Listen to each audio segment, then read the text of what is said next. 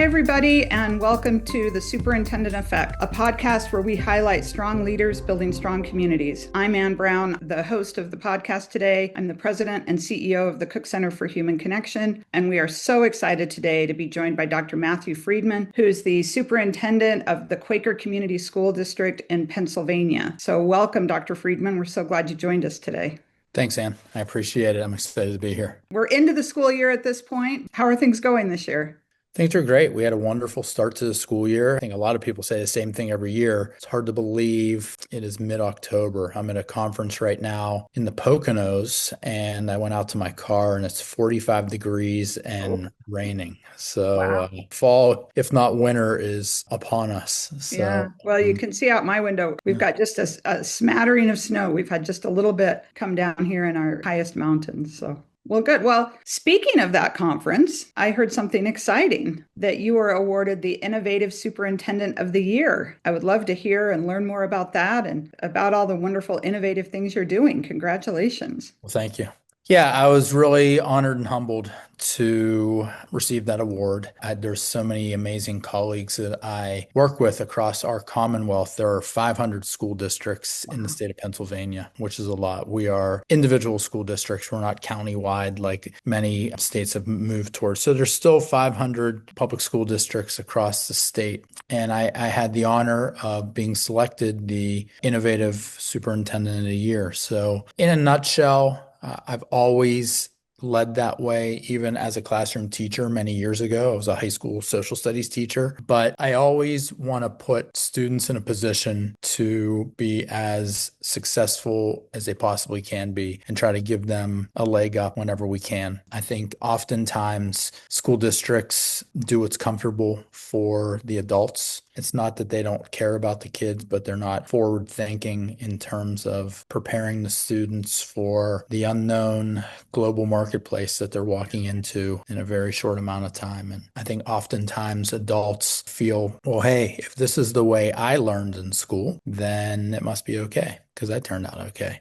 Yeah. It's not to say we're doing bad things, but as the saying goes, like to paint outside the lines and really try to push the envelope as much as I can, not for the sake of doing it, but for the sake of long-term student success. So I was very fortunate that when the nominations came out, that I was chosen. And we're doing so many wonderful things in our district, and I'm sure that we'll probably have a chance to talk about that. Yeah. Well, tell me a couple of the things. I love what you just said. We're preparing kids for a global marketplace, because I think the average person on the street doesn't quite understand that. There are so many jobs that we never heard of or that didn't exist even. And I just think about how that's changed so much in the last 10 years. And that change seems to be happening exponentially. 10 years from now, any piece of information that you can give a child needs to be about preparing them, like you said, for the unknown. And it sounds like you're doing some really exciting things in that space. I'd love to hear about it. Yeah, I think our children, including our adults, need to be flexible and agile in today's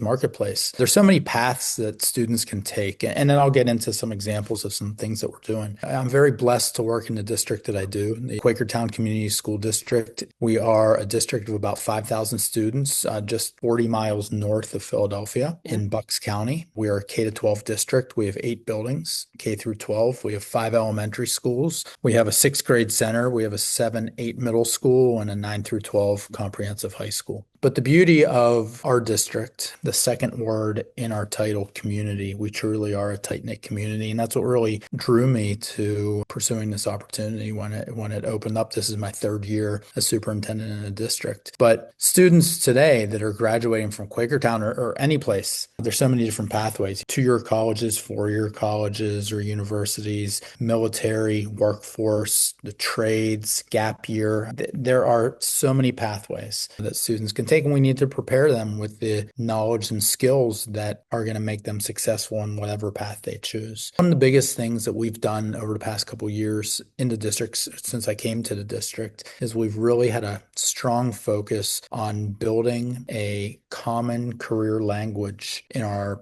district, K through 12. We use something called the Riasec framework. If you've ever heard of the Riasec framework, it was developed back in the 50s by an American psychologist. His name's John Holland. It's often referred to as the Holland Code. And Riasec, there are 6 themes that a individual can be: realistic, investigative, artistic, social, enterprising, and conventional. So our students, our staff, our administration, our school board, our community members, we're taking a dialogic approach to this, and we're learning what each of the letters in the framework means. Then, from starting in kindergarten, students are self-identifying their strengths and their interests and where they lie on the framework. Kindergarten through 12th grade. I often use the analogy of building a house. You need a strong foundation to build any size house, big or Yeah. small. But if you don't have that strong foundation, the house is going to fall. And oftentimes when people talk about careers, they think, well, maybe you should take a top-down approach and start with high school students, but you need to start at the bottom. So the dialogic approach that we've taken over the past couple of years in building a common career language, it's like anything. It's like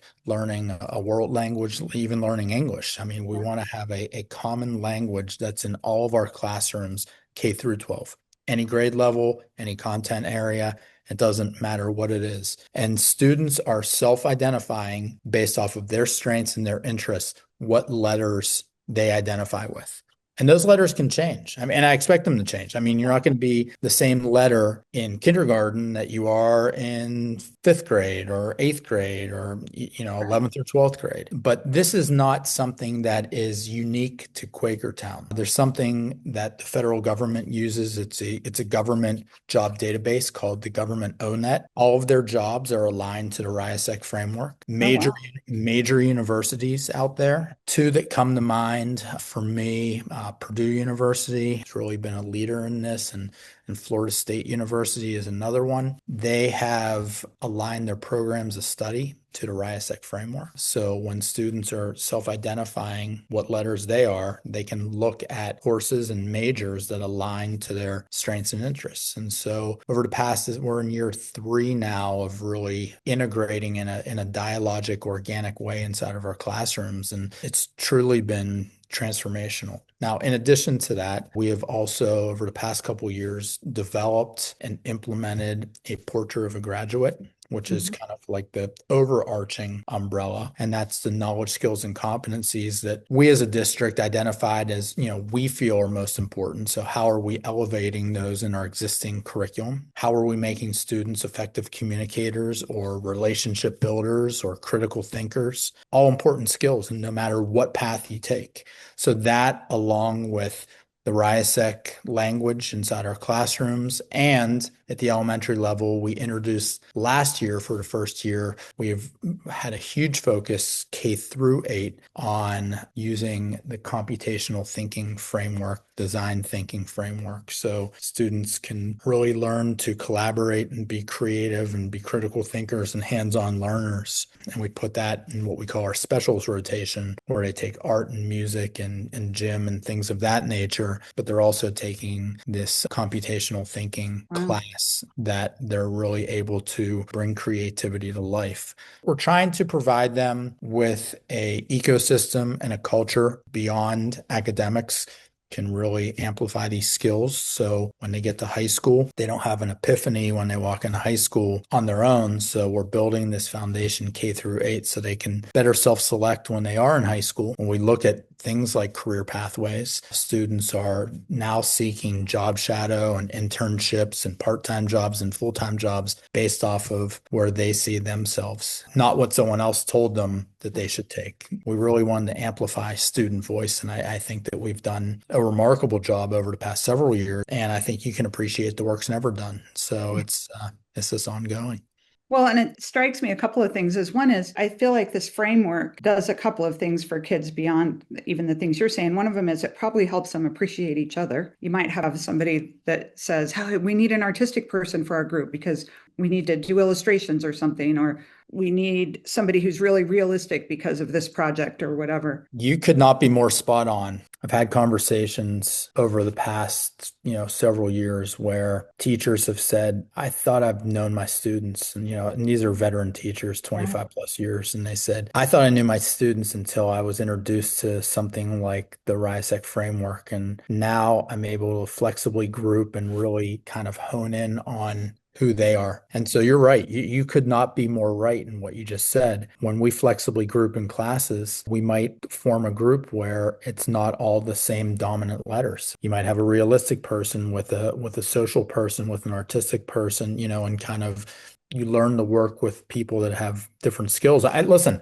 I know I do that as a leader. One of the things I always joke with my business office, I said, I keep her and a data person close to my side because those are two things that I continue to work at, but their expertise is so important. So I keep them close. And I think it parallels what you just said. Students learning to work with other students. I think it's done remarkable things. I've seen remarkable conversations. And I've also seen our conversations inside our classrooms, the content that we're learning, it's evolved. It's not low level conversations anymore. It's really reflective conversations in all grade levels. Yeah.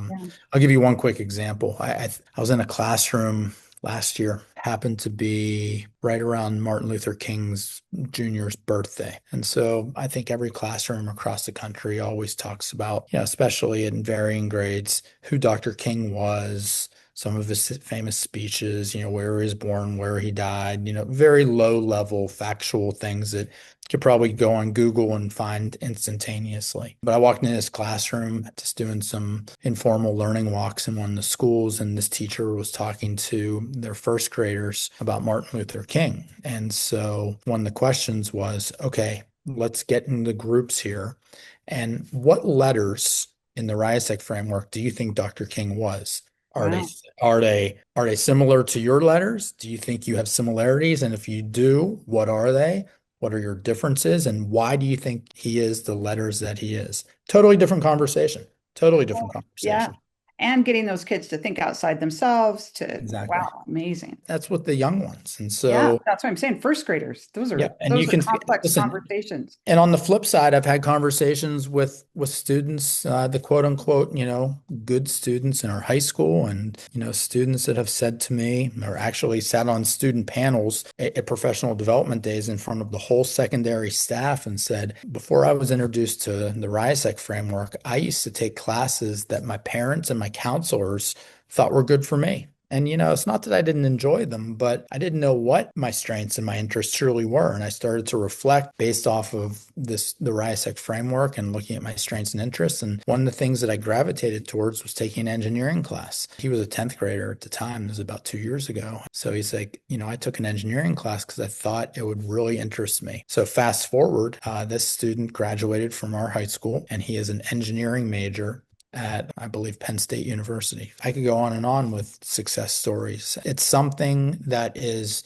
not a heavy lift, but is so effective. And it really, it's an easy selling point to the parents in the community as well to look at your strengths and your interests, to self-identify strengths and interests. Believe me, we've had parent nights. We call it parent university, where we have parents come in and learn different things. And I know that there are parents that came up to me and talked to me, and they're trying to, really kind of reassess where they are mid-career, thinking about maybe I need to make a Where change. are their strengths and interests? Yeah. Yeah. And so we have this interconnection. I always lead with trying to build an ecosystem between internal and external stakeholders. And I think it's so important. I always try to find as many opportunities to open our doors and share and collaborate. So this is just one thing in particular that is so easy to talk about inside our schools and outside our schools as well. We're doing a lot of work with our Chamber of Commerce. I'm going to be presenting to them next month to kind of, get in front of all the businesses again and talk about what does this framework mean? What do these letters mean? What are the types of students that you're going to be getting from our school district for internships and job shadows and part-time jobs and things of that nature? So when you look at and they can identify their strengths and interests, it would be beneficial to you to understand and be able to have that conversation with them because maybe you can find fits for them in your company to Yeah. play to their strengths. So it's all about partnerships and it's all about collaboration. I also think that that has got to help the students' mental health because there's belonging and their interests are valued and they're valued personally in a different way than other places maybe that they've been before or that they've experienced because it's giving them a chance to explore themselves in new and different ways. It's about the culture of the building. It's about belonging. You're absolutely right. You find your place. It reminds me of another story along the same lines. I remember a student talking to me about career language and our common career language. And he said, and he was a high school student, he said, the best thing was not self-identifying my strengths and interests. It opened the door to talk to people in my classes that I never would have talked to before. I mean, to me as an adult and as an educator, that's what it's all about right there. Oh, absolutely. And it's like sometimes let's say that the most important thing in a school is math. What is your math score? Whatever that is. And so anybody who's not at that level of math, they're going to feel less than. And so you've given this whole framework where everybody can feel their strength is valued. I love it. So you were talking about parents, and I know we do some work with Cook Center on our mental health series platform. And I love that you've got the parent university and all of these opportunities to interact with parents. Tell us about, your interaction with Cook Center and the mental health series platform, but then also how that fits into your whole parent framework. Well, I mean, the Cook Center has been such an amazing partner for me, actually, for my last two districts at Quakertown and then in my previous district where I was superintendent as well, was really when I started partnership with the Cook Center. You talk about just an easy lift for the district and the community, and you provide such amazing resources and opportunities to our families. There's not a lot of things that are instantly popular. Cook Center happens to be one of them. And really, it goes beyond Quakertown. It's more like the collectively. I think that we've made these conversations more accepting in society. I still think overall, people don't feel comfortable outwardly talking about looking for resources and mental health and things of that nature.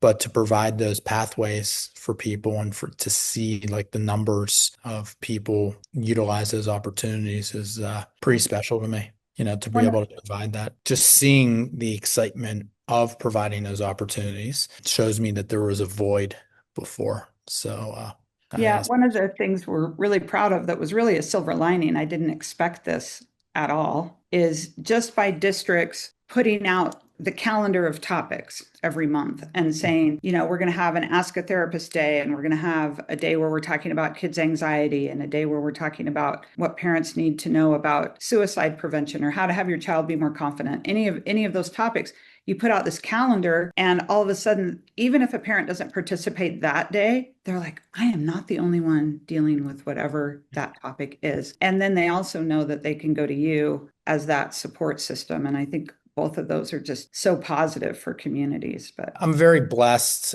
besides being a superintendent, I'm a father. I have three amazing children, 14, 12, and 8, two girls. you're in the thick of it. I am in the thick of it. I have an older brother. I don't have any sisters, so I'm getting a life lesson having a teen and a preteen daughter, to say the least. All the topics that you have been talking about are real life things I not only see with the students in school, but getting back to all the amazing resources that the Cook Center has. I have a weekly newsletter that anyone can sign up for. The link's on our website. It's called Take 5 with Dr. Friedman. 5 quick things that I want people to know from our district for the week, and it should take you about 5 minutes to read. Over the past couple of weeks, we highlighted all the amazing resources that the Cook Center has. It's on our website as well. We're putting it out there, easily accessible to our parents and families and even our employees as well, because many of our employees, not only are they employees, but they're parents in our community. So we've tried to really put it out there. So it's my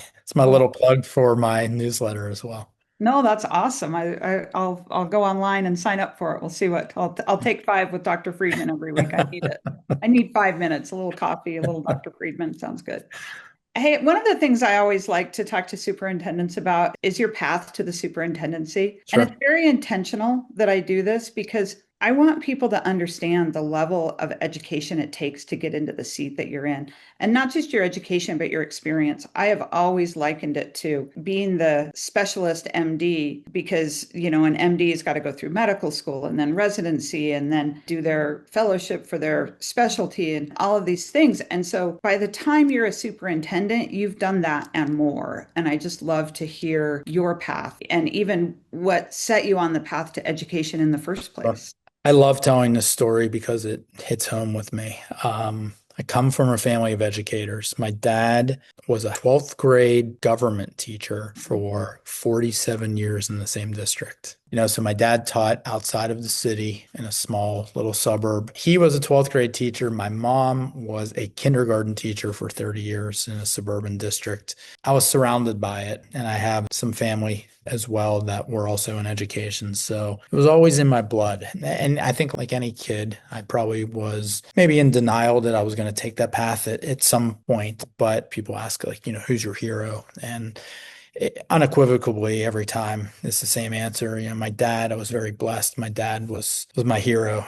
He was my best friend. He's passed away about 12 years ago at this point, but he really was a role model. I was a political science major in college, but I felt a calling really to get into education. I always knew that I had a passion for it, and that was the path I took. So I actually got a master's degree. I went to University of Pittsburgh undergrad. I went to a place called Duquesne University for my master's and was blessed to get my first job as a high school social studies teacher, just like my dad. I taught ninth and 10th grade. Amazing district just east of Pittsburgh called the Penn Hills School District, and I taught ninth and 10th grade there. Now my students from there have their own children, and I've gone to their weddings and I've sent them birth announcements and things of that nature. And I still probably talk to a lot of them today. And so it was just a great experience. And I was a coach and, I did all the things that, a lot of teachers do. And I loved it. But I always had bigger aspirations. Our neighbor down the street was the superintendent of schools in the district I grew up in. I always thought his job was pretty cool. So that was always in the back of my mind. But I left being a high school teacher, went to a district right next to where I grew up, and I became a middle school principal.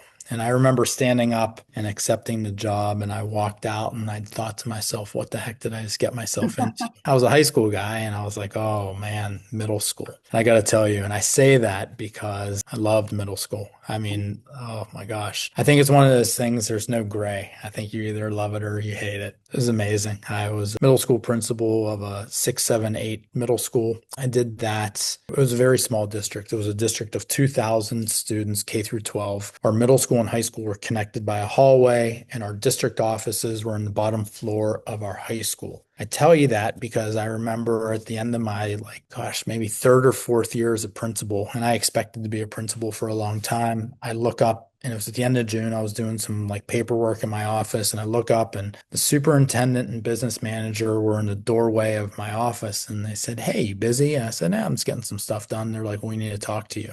So that's when your life flashes before Yeah. your Am I eyes. getting fired? Yeah, I don't know. I thought that was, well, I had a nice little run as an educator, but they shut the door and they said, "Hey, we want to create a new position. We want you to be the assistant to the superintendent." Really, our office was just superintendent, business manager, and there wasn't anyone else in district office. And so I really truly reflected what my best path was. And ultimately, I decided, hey, I could affect more change with students. And so I took that job. It was exciting. I mean, I didn't have to move far. I had to move down the hall and down a flight of stairs. It was kind of surreal. I got to be, to oversee all the buildings in our district, 5 buildings. And that was my first kind of foray into that. And I spent another 4 years doing that in that district. And I had an opportunity to move on to a district just north of Pittsburgh called the Mars Area School District. And I became the assistant superintendent at Mars Area School District for, gosh, probably the next 6 years. And I had such an amazing mentor there. That was my superintendent. He was superintendent in that district for 26 years. Wow. That's when you can really have Yeah, influence. I think that's becoming more and more rare today. That's why I kind of mentioned it. And so he was a tremendous mentor, tremendous mentor. I had thoughts about maybe staying on being the superintendent there, but I also had other aspirations. And I was doing some work now. I was getting involved more and more with some regional and state and national organizations, and I was very blessed to be on a lot of different advisory boards and committees and things of that nature. And during that time, I had completed my superintendent letter of eligibility at a university in Pennsylvania. And so I was thinking about, well, what's my next step? I started another master's program actually at Carnegie Mellon University at the same time because I wanted to focus on educational leadership and public policy and management. I wanted to get like a really heavy focus on overseeing a whole system because I knew I had aspirations to eventually be a superintendent. So I had this opportunity. I was consulting one of the biggest districts in Pennsylvania, the Downingtown Area School District. And long story short, I became the chief academic officer at Downingtown Area School District. I left Mars after 6 years. Mars was a district of about 3,500 students, and Downingtown is a district of about 14,000 students. Oh, wow. So, leadership is not in a vacuum. My family and my children have been along for the ride and been supportive along the way. And both my wife and I are from Pittsburgh and had family in Pittsburgh and made the decision to move across the state. And it really helped propel my career to this point because that experience over the next 4 years at Downingtown was transformational for me in a lot of ways. I'd never worked in an organization that big and had access to so many resources, and we just got to do some amazing things. And when your work gets recognized, it's I'm very appreciative of that. And I got a call from a district in New Jersey actually, and I thought, hey, I'm a Pittsburgh guy, I can't believe I moved out east. I said to my wife, well, if I go to Jersey, I can't go any further, I'll be in the Atlantic Ocean. So I think it's as far as we can go. So I left Downingtown and I became the assistant superintendent at a district in North Jersey, right outside New York City, called the South Orange Maplewood School District. What attracted me to that district was I felt like from a professional and personal standpoint, I needed to fill a void of really focusing on a lot of equity work. Like this district had $7 million homes and we had homelessness in the same district. That was amazing to me to be able to work and help that district grow. When you're in New Jersey and when you come from out of state, they give you a mentor. So I had a mentor that was a longtime superintendent, and he was doing superintendent searches in the state and said famous last words, hey, I'm doing this search. He said, what's it hurt to come talk to them? I was like, well, because I'm really happy in South Orange right now. But I went and talked to this district, and it was the Ocean City School District, small beach town in South Jersey. And next thing I know, I'm the superintendent of schools in the Ocean City School District. It was an amazing district, a small district, very small district. We had 3 buildings and about 2,000 students.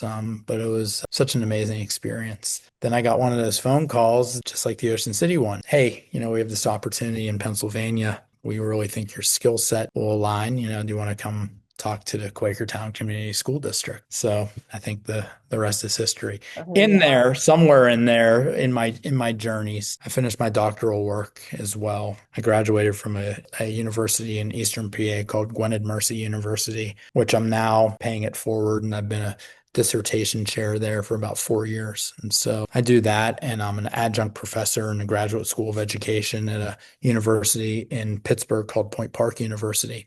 To me, I think it just makes me a better leader to work with aspiring principals and superintendents and to be a dissertation chair and to really dig into research with so many amazing educators I've met along the way. To your point at the start of this, there's a lot that goes into the journey, a lot of schooling, a lot of experiences. I've worked in 7 districts throughout my career. This is year 27. I wouldn't change a thing. I've always believed things happen for a reason. And, they've all been amazing experiences. They've all helped shape me. And that's what's made them amazing, I believe. Well, and again, another thing, there's 2 million teachers in the world. And to be tapped to become one of the 13,000 superintendents in the country is really like winning the lottery or becoming an NBA player or whatever that is, right? 2 million people are educating and you get tapped to lead. Often the story is about a leader recognizing something in you that helped you on that journey to become the leader that you've become. So that's Yeah, I've been thankful. I've been very fortunate. And there's so many people along the way that have been so influential. It's funny, we have our monthly admin meetings in Quakertown. I often remind everyone, I said, look around the room. We all have different paths that yeah, led us here today to be together. So I said, life is too short to focus on, being angry at someone or, not being able to work with someone. I said, we're all here for a reason. yeah. We're all chosen to be here for a reason. It goes way beyond us. We're not here for us. We're here truly for the students that we serve in this district. And I've always had that lens. And I know not everyone does, but truly I've always known that it's not about me. So like we talked about the award I got last night. And I mean this, that award's not about me. That's about the community that I serve. And I wouldn't be standing on the podium if it wasn't for everyone around me doing the work that they did. Being So willing to do the work. Yeah. I never lose sight of that. Well, Dr. Matthew Friedman, I think that Quakertown Community Schools is extremely lucky to have you leading them and being the strong leader that you are building their community. So thank you so much for the work that you do and the leadership that you bring to your part of Pennsylvania. So Well, thank you. It was a pleasure, Ann.